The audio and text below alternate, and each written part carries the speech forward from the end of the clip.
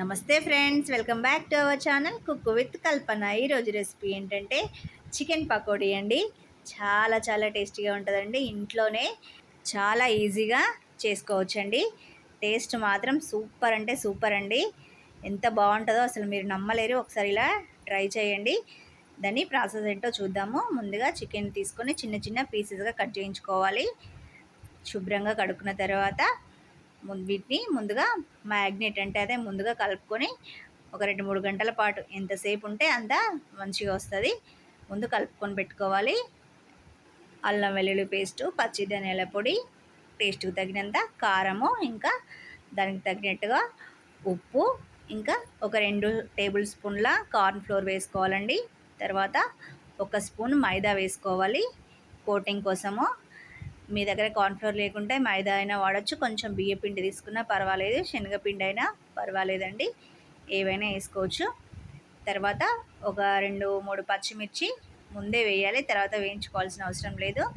ఇట్లా సన్నగా చీల్చుకొని వేసుకొని లాస్ట్లో ఒక నిమ్మకాయ పిండుకొని వీటన్నిటిని బాగా మిక్స్ చేసుకోవాలండి. కొంచెం కొత్తిమీర, కరివేపాకు కూడా ఇప్పుడే ఈ మిక్సింగ్లోనే కలిపేటప్పుడే వేసుకోవాలండి. అప్పుడే ఆ ఫ్లేవర్స్ అన్నీ వాటికి పడతాయండి. చూడండి, ఇలా మంచిగా కలుపుకోవాలి.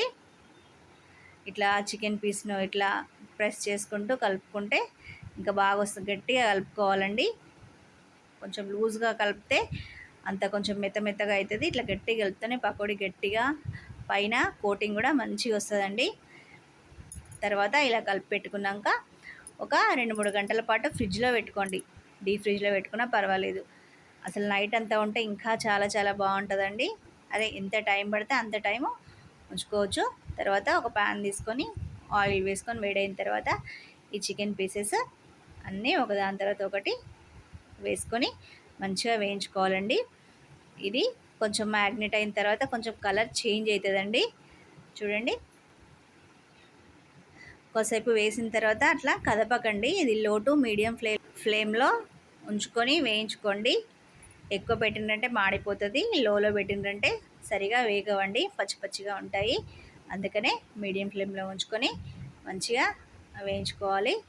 అంతే అండి, ఎంతో టేస్టీ అయినా రెస్టారెంట్ స్టైల్లో చికెన్ పకోడా రెడీ అయినట్టే.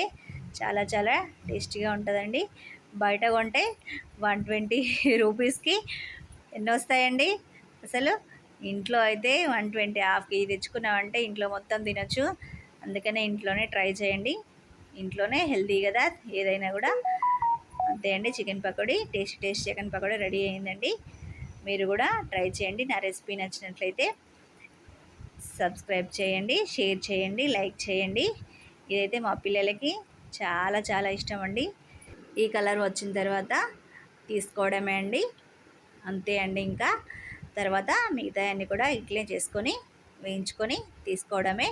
ఇలా వేడివేడిగా ఒక 2 ఆనియన్స్ కట్ చేసి పిల్లలకి ఇచ్చారంటే పిల్లలే కాదు, పెద్దవాళ్ళు కూడా చాలా ఇష్టంగా తింటారండి. మళ్ళీ మళ్ళీ చేయమంటారు.